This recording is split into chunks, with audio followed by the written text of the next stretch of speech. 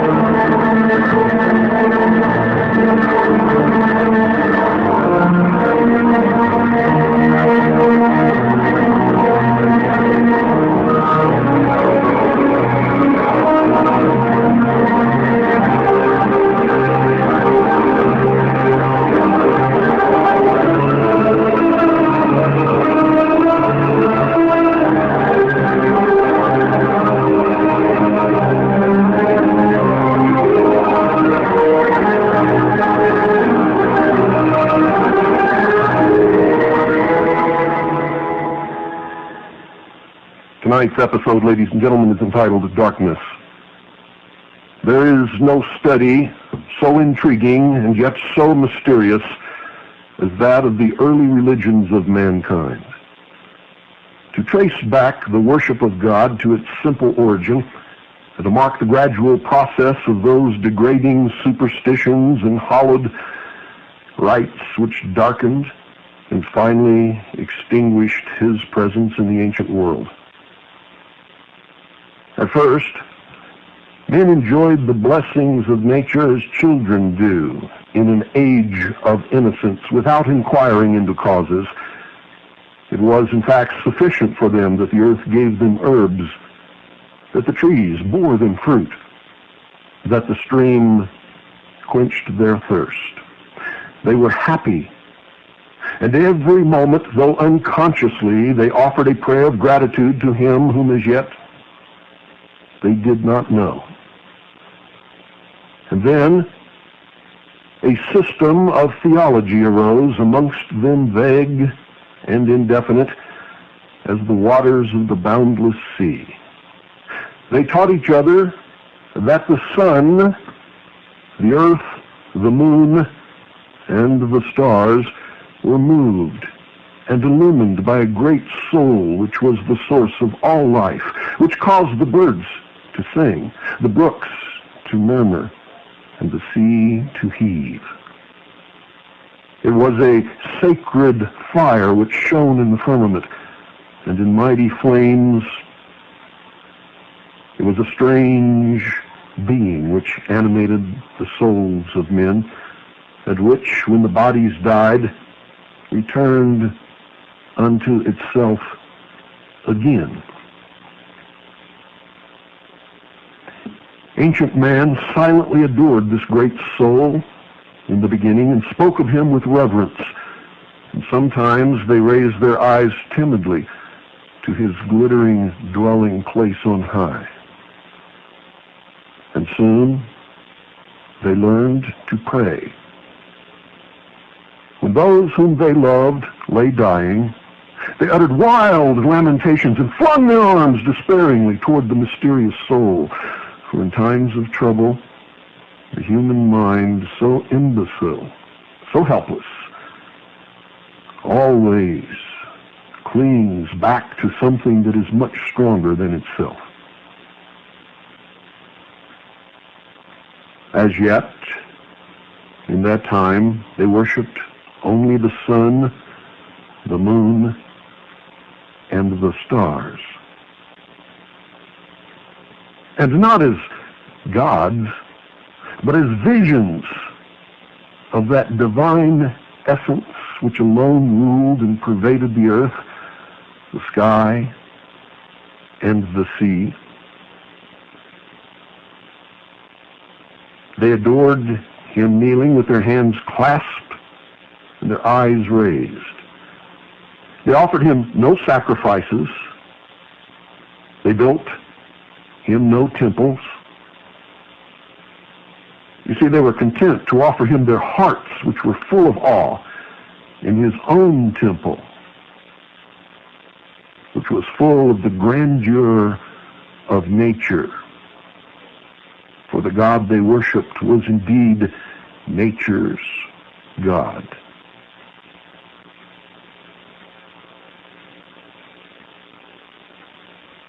And it is said by some that there are yet some barbarous islands where men have no churches nor ceremonies, and where they still worship God, reflected in the work of his uncountable hands, and the mystery and the balance and the perfection of nature. But you see, they were not long content with this simple service. There were those amongst them who learned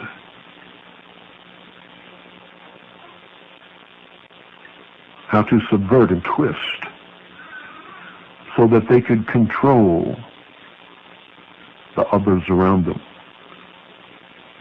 Prayer, which had first been an inspiration, suddenly fell into a system, and men already grown wicked prayed the deity to give them abundance of wild beast skins and to destroy their enemies. They ascended eminences, mountain tops, and they built towers as if hoping that thus, their being near God, he would prefer their prayers to those of their rivals. And those who controlled those eminences became powerful. And such is the origin of that superstitious reverence for high places, which was universal throughout the whole, the entire heathen world.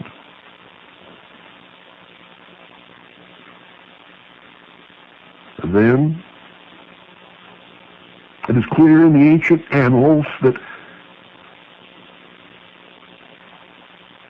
someone came forth.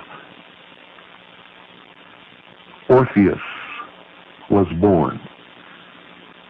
And he invented instruments which to his touch and to his lips gave forth notes of surpassing sweetness, and with these melodies he enticed the wondering innocent savages into the recesses of the forest.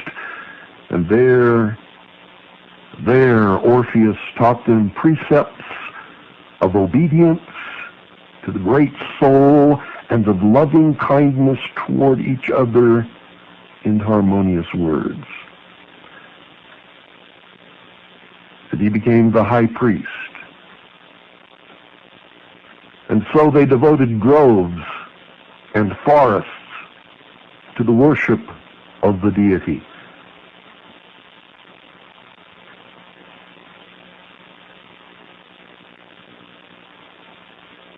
There were men who had watched Orpheus and who had seen and envied his power over the herd who surrounded him. For even then there were sheeple. They resolved to imitate him, and having studied these barbarians, they banded together and called themselves their priests.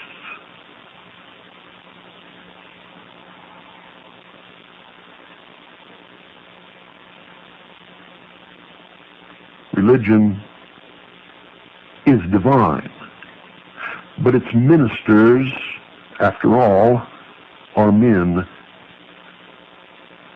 The idea from the beginning that imperfect men could rule imperfect men is flawed. For alas, sometimes they are demons with the faces and wings of angels. the simplicity of men and the cunning of their priests has destroyed or corrupted all the religions of the world, bar none. For these priests, ladies and gentlemen, taught the people to sacrifice the choicest herbs and flowers. They taught them formulas of prayer and bade them make so many obeisances to the sun and to worship those flowers which opened their leaves when he rose and which closed them as he set. For that great ball of fire that makes its way from dawn to dusk across the sky was seen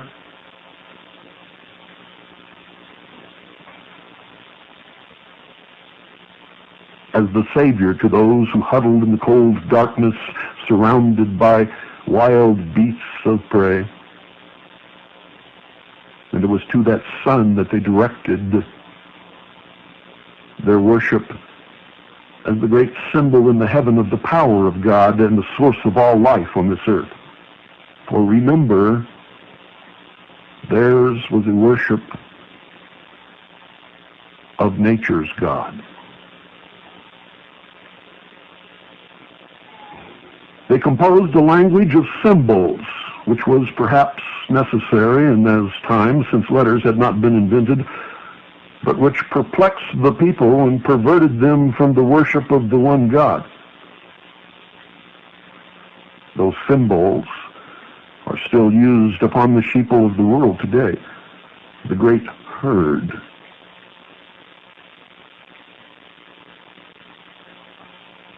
Thus, the sun represented the great doctrine of this religion. The moon represented the church, reflecting the pure light of the sun.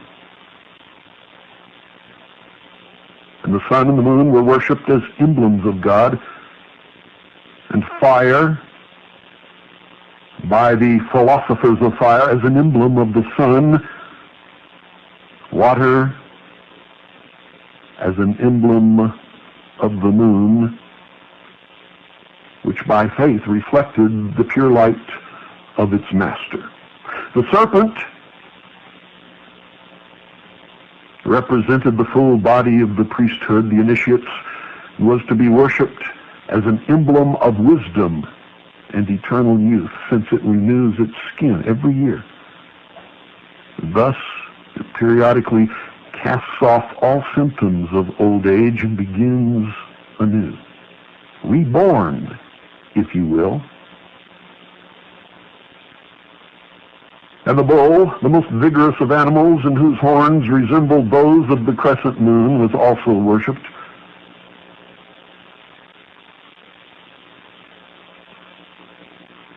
The priests observed the avidity with which the barbarians adored these symbols and increased them. It was a time of great mystery and little understanding of any that was seen around them.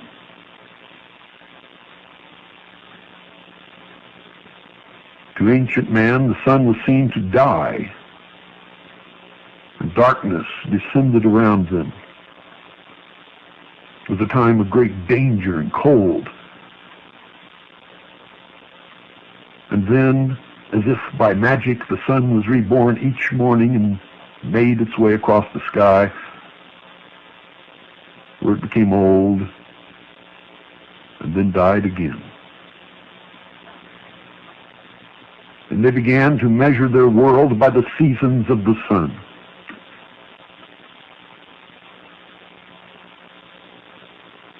And their religion reflected all of this. And religions today, even though denying any connection with this ancient paganism, still reflects this exact religion in its ceremonies and in its holy days.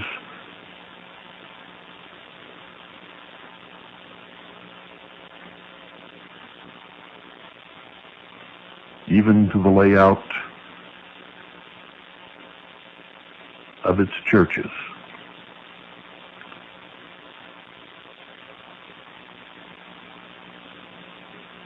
To worship the visible is a disease of the soul inherent to all mankind, the disease which these men could have healed. Instead, they pandered to.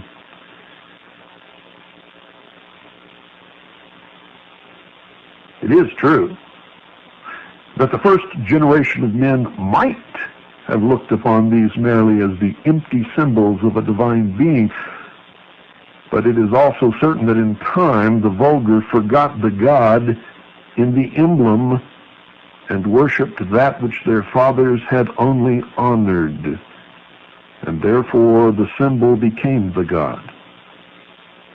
Egypt was the fountainhead of these idolatries, and it was in Egypt that the priests first applied real attributes to the sun and to the moon, whom they called his wife, and sister and mother. The sun became Osiris, the moon became Isis, brother and sister, mother and son, husband and wife.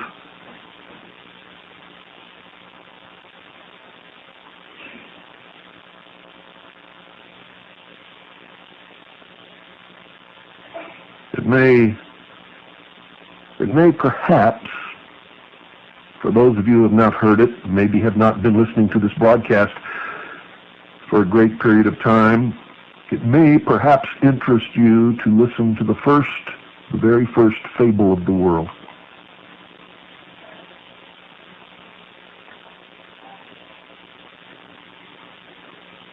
From the midst of chaos was born Nimrod, and at his birth a voice was heard proclaiming, "The ruler of all the earth is born." And from the same dark and troubled womb were born Semiramis, the queen of light, and the spirit of darkness. This Nimrod traveled over the whole world and civilized its inhabitants and taught them the art of agriculture. And his wife, Semiramis, built the first fortified cities and walls.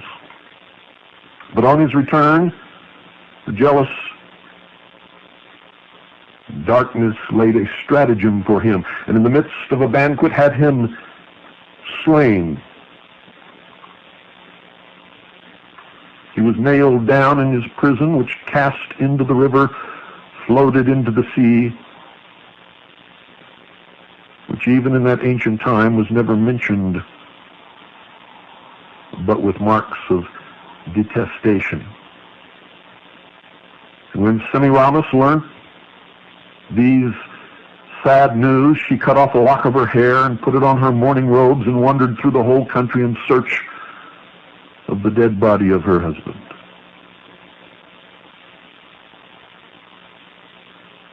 Eventually, she found it. By casting a magic spell,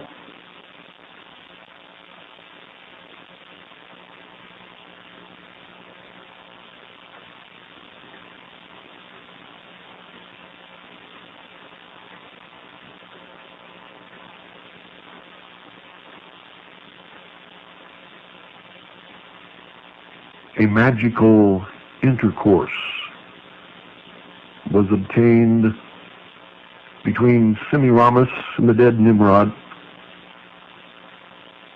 from which a child emerged. The child was Tammuz. And Semiramis fed the infant with her finger instead of with her breast, and put him every night into fire to render him immortal.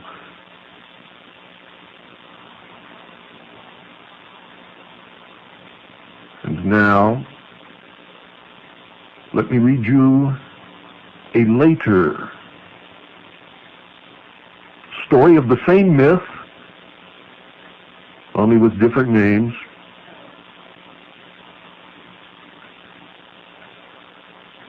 And I have to depart from my narration here and read this to you.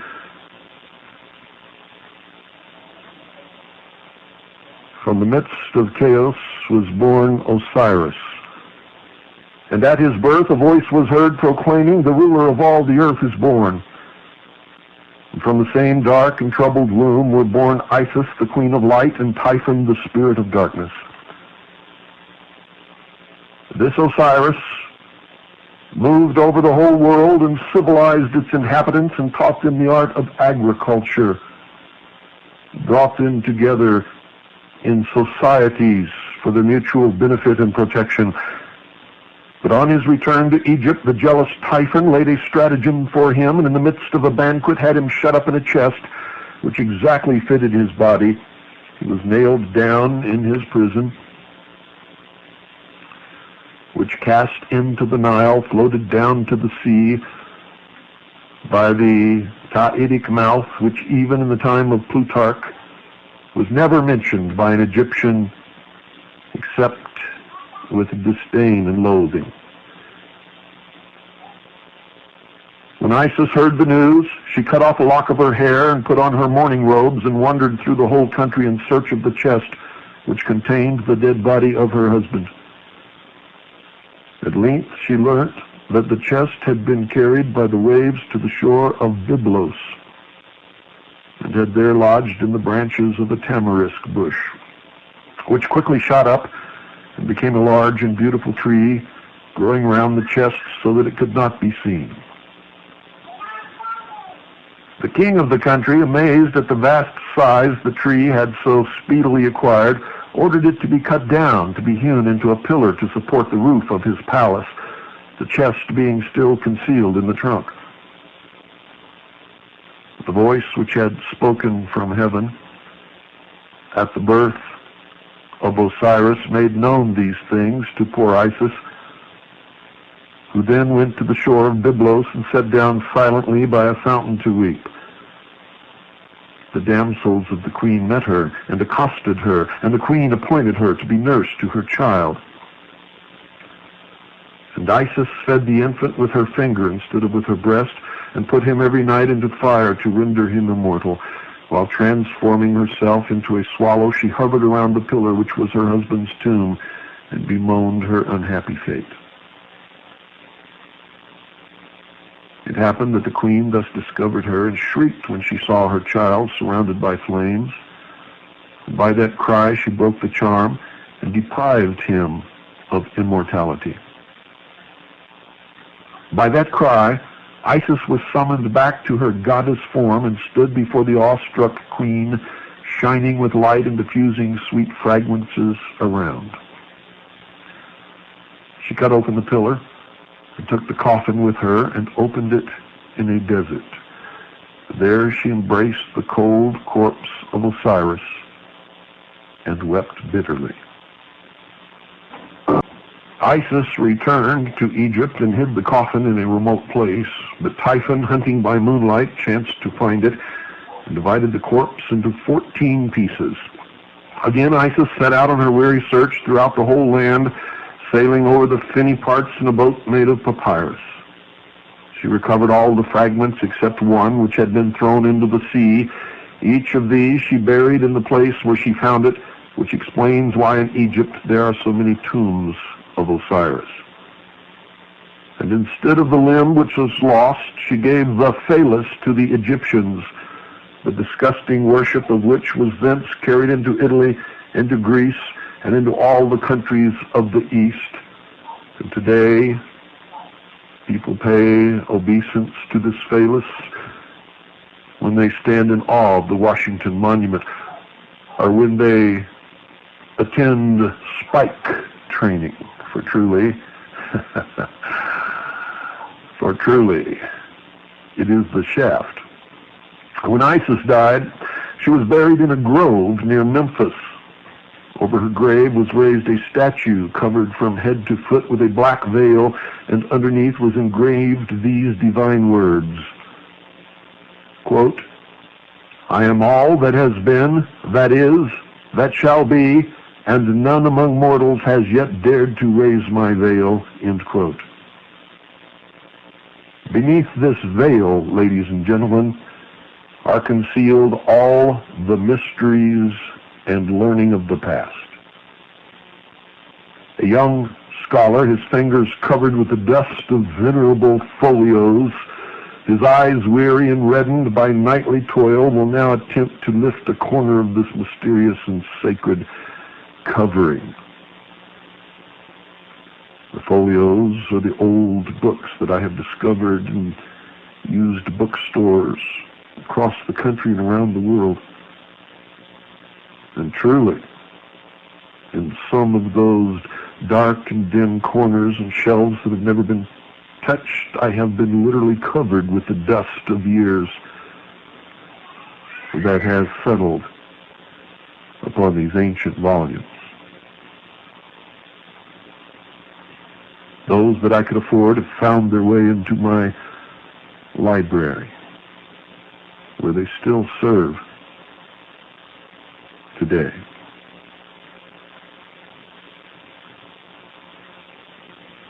You see, these two deities, Isis and Osiris, were the parents of all the gods and goddesses of the heathens, or were indeed those gods themselves, worshipped under many different names. Nimrod, Semiramis, Isis, Osiris, Diana, and Dionysus.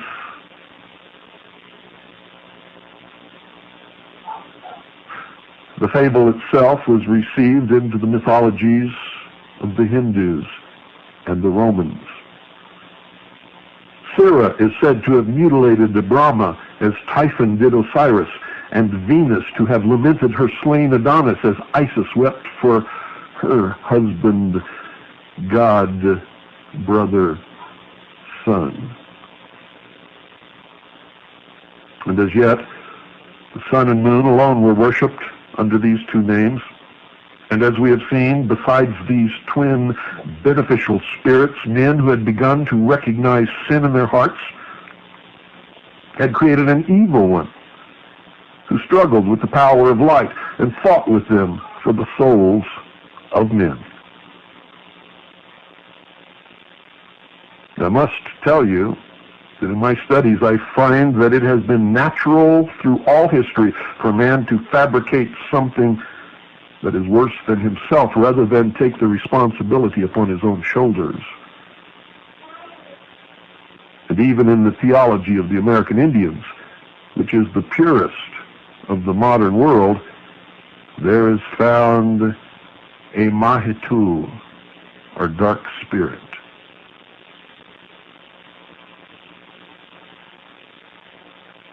Osiris, or the sun, was now worshipped throughout the whole world, though under different names. He was the Mithra of the Persians, the Brahma of India, the Baal, or Adonis of the Phoenicians. He was the Apollo of the Greeks, the Odin of Scandinavia, the Hu of the Britons, and the Vaiwe of the Laplanders. Isis, ladies and gentlemen, also received the name of Isline, Ceres, Rhea, Venus, Vesta, Cybele, Niobe, Melissa, Nehalenia in the north, Isi with the Indians, Puza among the Chinese, and Ceridwen among the ancient Britons. The Egyptians were sublime philosophers who had dictated theology to the world.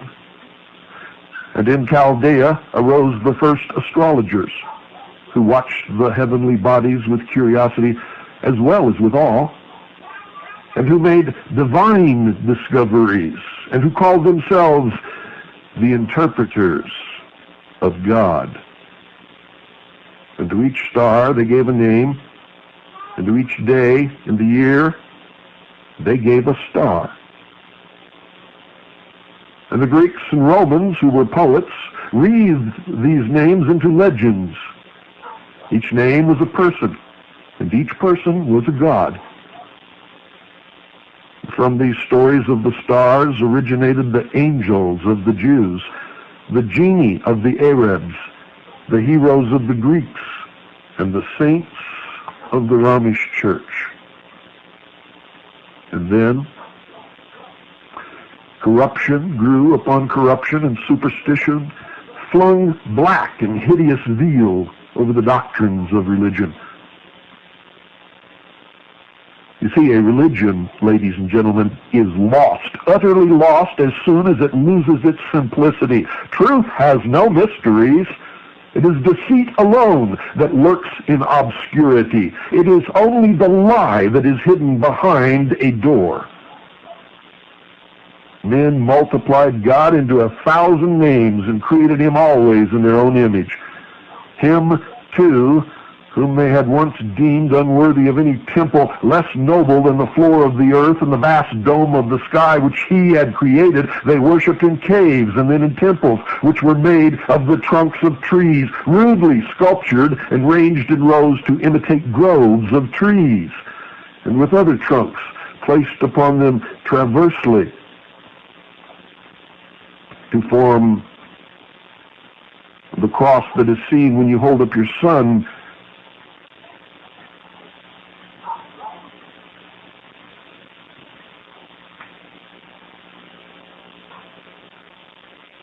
Behind some obstacle. They streak across the sky. These were the first buildings of worship erected by man from no reverence for the deity, for God, but only to display that which they conceived to be a stupendous effort in art and to display their knowledge and power so as to more adequately rule and subjugate the herd, the sheeple, the profane humanity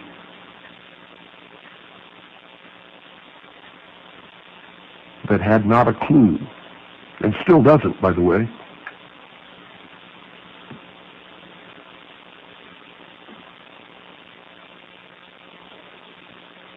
It may be necessary to remind some of you that a superior being, God, if you will, must view the elegant temples of the Romans, the gorgeous pagodas of India, and the Gothic cathedrals of the Western world with feelings similar to those with which we might contemplate the rude efforts of the early heathens, or a hill of ants, who deemed God unworthy of the fruits and flowers which he himself had made, and offered to him the entrails of beasts and the hearts of human beings. Can you imagine the audacity, the arrogance of such a thing?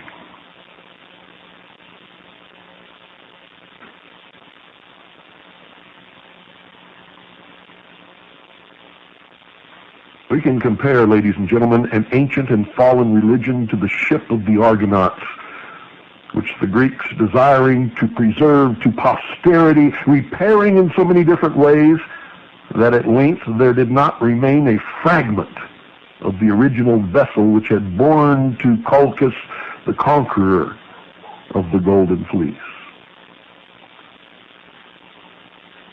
So let's pass over a lapse of many, many years, centuries, if you will, and then contemplate the condition of the nations in whom religion had been first born. We find the Egyptians adoring the most common of plants, the most contemptible of beasts, the most hideous of reptiles. The solemnity and pomp of their absurd ceremonies held them up to the ridicule of the whole wide world. Clemens of Alexandria describes one of their temples thusly, quote, "The walls shine with gold and silver and with amber and sparkle with the gems of India and Ethiopia, and the recesses are concealed by splendid curtains. But if you enter the penetralia and inquire for the image of God for whose sake the fane was built, one of the pastophori or some other attendant on the temple approaches with a solemn and mysterious face, and putting aside the veil suffers you to obtain a glimpse of the divinity. And there, upon an altar, you behold a snake, or a crocodile, or a cat, or some other beast, a fitter inhabitant of a cavern or a bog than of a temple, or a giant penis, the phallus of Osiris, which Isis had substituted upon the altar of Egypt. The priests of Egypt were always impostors, but once so celebrated, had degenerated into a race of jugglers, a circus, if you will. Also, the Chaldeans lived upon the fame of their fathers and upon their own base trickeries. No one was honest anymore. No one could point to God. No one understood that all the symbols of the universe and in nature represented the power of an unseen God that the first men worshipped. The Brahmins or Brahmins, whose priests of India once so virtuous and celebrated as being so wise, they too had fallen. Once they had forbidden the shedding of so much as an insect's blood. One day in the year alone, at the feast of Jagam, they were authorized to sacrifice the flesh of a beast, and from this many had refrained from attending, unable to conquer their feelings of abhorrence. But now, they had learnt from the fierce Scythians and from the Phoenicians who traded on their coast to sacrifice the wife upon her husband's pair to appease the gentle Brahma with the blood of men, and that ceremony continues to this day. The angels who had presided over them became savage demons who scourged them on to cruel penances, even to lifetimes of suffering and famine. And in the sacred groves where once the Brahmin fathers had taught their precepts of love, men emaciated, careworn, even dying, wandered sadly, waiting for death as tortured prisoners wait for their liberty. But worse still, these wicked priests sought through the land for the most beautiful young women and trained them to dance in the temples and to entice the devotees to their arms with lustful attitudes and languishing looks, and with their voices which mingled harmoniously with the golden bells suspended on their feet. They became prostitutes for the priesthood. They sang hymns to the gods in public and in private, enriched the treasuries of the pagoda with their infamous earnings. And thus a pure and very simple religion was debased by the avarice and lewdness of its priests, till the temples became a den of thieves. So prostitution sat enthroned upon the altars of the gods, and today it continues, although prostitution in a different way. Most religious meetings today are spiritual consumerism. It begins with a problem, and when the hour is over, the problem has been solved, and the coffers of the priest, the minister, have been filled in the process. Greece and Rome, buried in sloth and luxury, did not escape the general contamination. The emblem of generation, the phallus which Isis had bestowed upon the Egyptians, which they had held in abstract reverence, had now obtained a prominent place in the festivals of these nations, as did the lingam and those of the Hindus, and it was openly paraded in possessions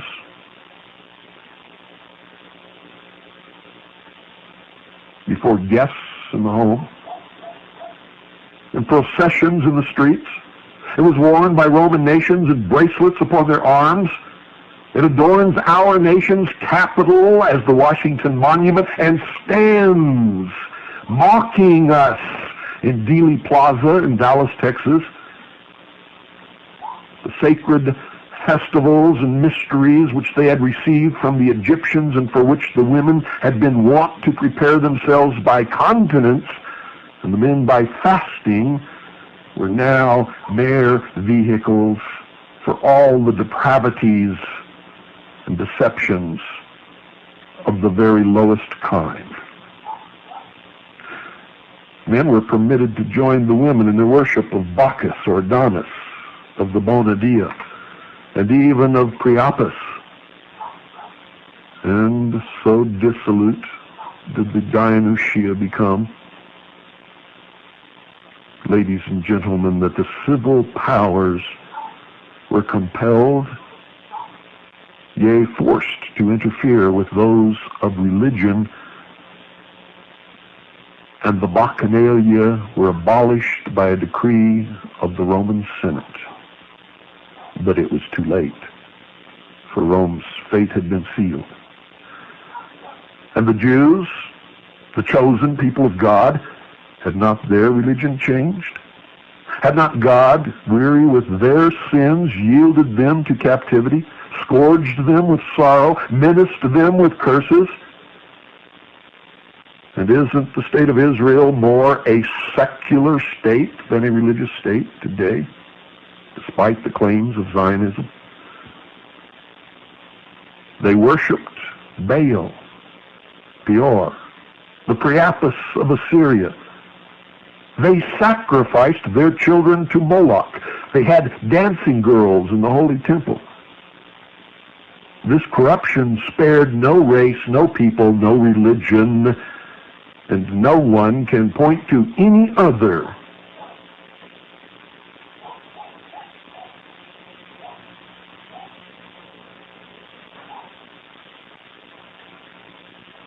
and say truthfully that they are more guilty than they.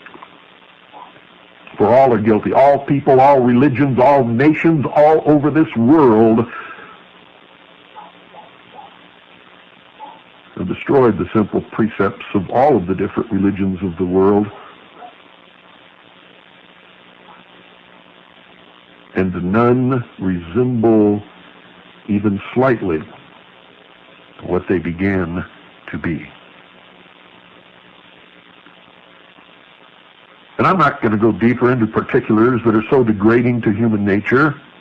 I can see you squirming in your seats as it is. So I will have mercy.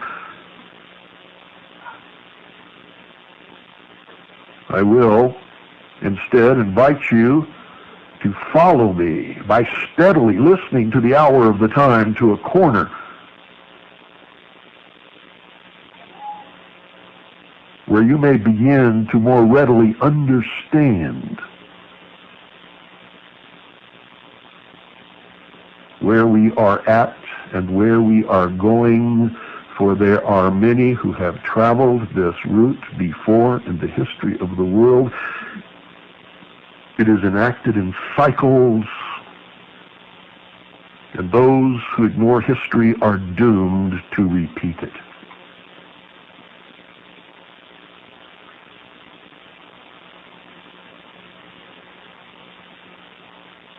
There is a place in the world where, at least for many ages, religion was preserved in its pristine purity, and whose priests, through a barbarous soldiery, were received as martyrs, they claim, in heaven before they'd even learned to be names upon this earth. It was an isolated spot unknown to the world in the earlier ages of vice. It is now a kingdom renowned for its once great power that encircled the globe, and for its luxuries from hemisphere to hemisphere, and for its civilizing influence, and also its abject cruelty. It was encircled by the blue waters of the German and Atlantic seas and abounded in the choicest gifts of nature. It was called the White Island, from the cliffs which still frown so coldly upon Gaul, and the land of green hills from its verdant mountains. There was a song during World War II called The White Cliffs of Dover. In subsequent broadcasts, and they may not be coming soon, I will take you to that land, and I will show you its priests in their white robes, and its warriors in the blue paint of war, and its virgins with their long and glossy yellow hair. And I will tell you the truth of the ancient religion of Britain. And it has absolutely nothing to do with any lost tribe of Israel.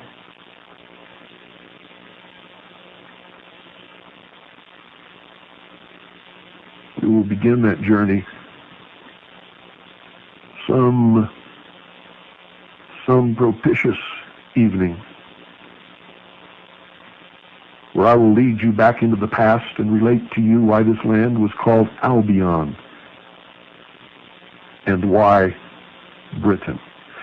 Good night, ladies and gentlemen, and God bless each and every single one of you.